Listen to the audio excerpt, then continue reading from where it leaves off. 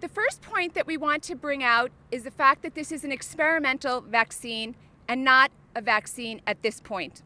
The terminology experimental vaccine is consistent with Pfizer's own description of the pharmaceutical company's vaccine, which is called investigational in its papers.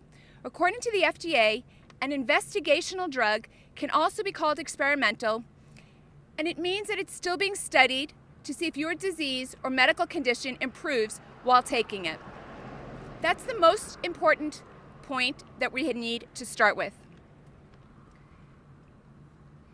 The second is our hope that the vaccines do prove to be safe and effective, but we do not believe that we're there yet, and we will explain why.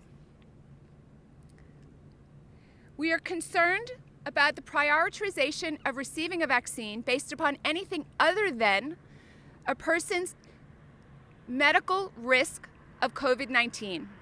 The data clearly show that the people most vulnerable to doing poorly with COVID-19 are those with multiple comorbid conditions or advanced age.